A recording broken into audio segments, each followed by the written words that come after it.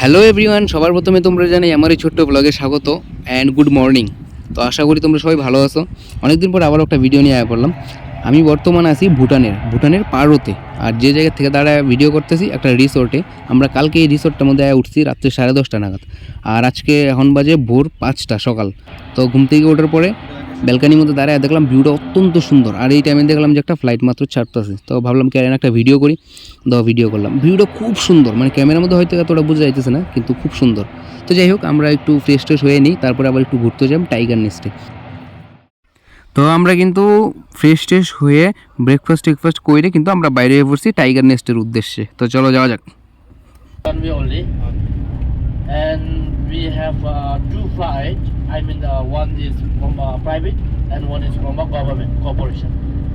Government is known as a Druk Air. Druk. Druk means for the dragon we call Druk.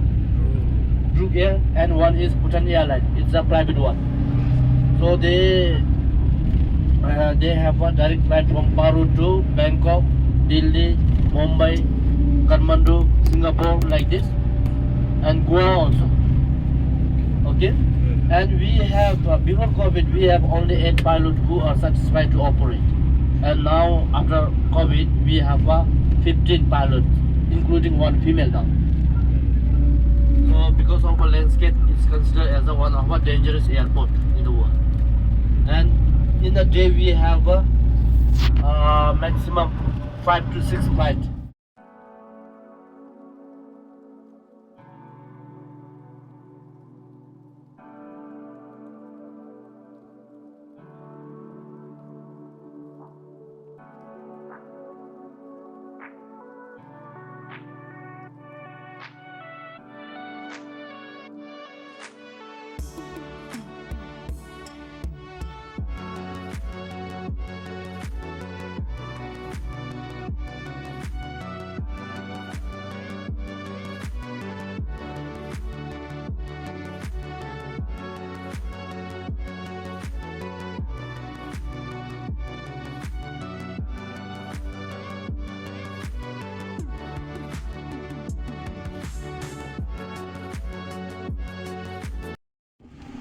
আর আমরা কিন্তু আইসেই পড়ছি প্রায়, আর মোটামুটি কইলেও 4-5 kilometre মতো লাগবো। আমরা কিন্তু এখন একদম স্ট্রেট পাহাড়ের উপরে উঠতেছি।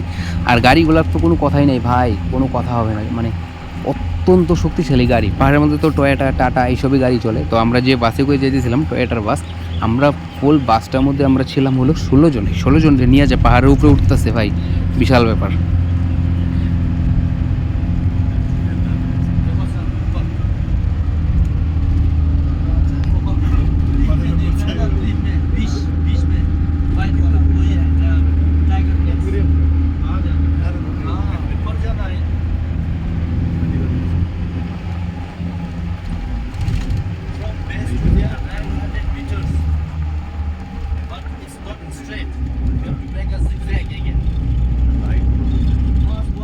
অবশেষে দীর্ঘ প্রতীক্ষার ফলে আমরা কিন্তু আয়া পৌঁছায় গেলাম। এই নইল পার্কিং, আর টিকিট কাটতে লাগে। আর ওই যে হয়েছে ওপরে টাইগার নেস্ট। এন থেকে হাঁটতে হাঁটতে চলো, এন থেকে হাঁটা স্টার্ট করতে হবে। আর টিকিটের মূল্য হচ্ছে পার টিকিট 1000 টাকা।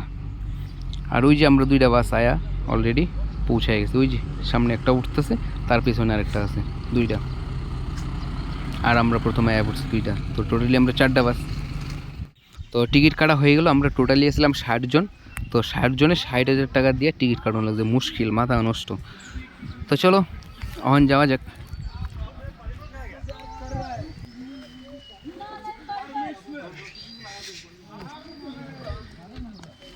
আর এই জায়গার মধ্যে অসংখ্য ঘোড়া, কিন্তু যারা না হাঁটতে পারো, যারা হাঁটতে উঠতে পারতে না, তারা লেগে কিন্তু ওই যে ঘোড়া আছে।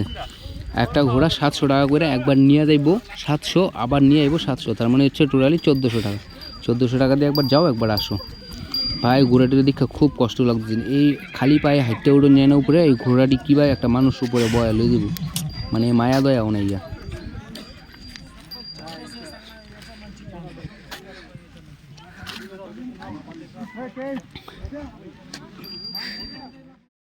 এরা তো উপরে উঠতে উঠতে দম বাইরে পড়তেছেন, তাও আমি একটু কইলাম যে হাই করে দে, এরা একটু জাস্ট হাই করে দিল। এই যে অবস্থা তো ভাই একজনের শেষ, আবার পিছনে ব্যাগ নিয়ে উঠতেছে ঘাড়ের মধ্যে, এমনি খালি শরীরে উড়ন যায় না। আমার তো কি যে অবস্থা হয়ে গেছিল, সর্বনাশ। তো আমরা কিন্তু অলরেডি 70% আয়া পড়ছি, মনে করো যে 100%-এর মধ্যে 70% আয়া পড়ছি, আরও মনে করো যে 30% রয়ে গেছে। কিন্তু আমার যে অবস্থা, আমি চিন্তা করতেছি আমি যদি যাই ওই যে মঞ্জিল, আমি মঞ্জিলে যদি যাই পরে আবার কি করে আইবাম।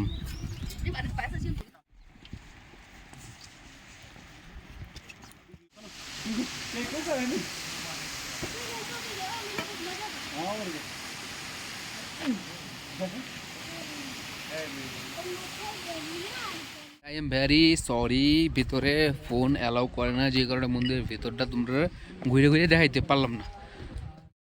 তো গাইস, আমরা কিন্তু ফাইনালি নাইমে পড়লাম নিচে। তো আশা করি তোমার কাছে ভিডিওটা ভালো লাগছে। চলো লাইক, কমেন্ট অ্যান্ড সাবস্ক্রাইব করে দিও। চলো, কিছু জানার থাকলে অবশ্যই কমেন্ট করবা।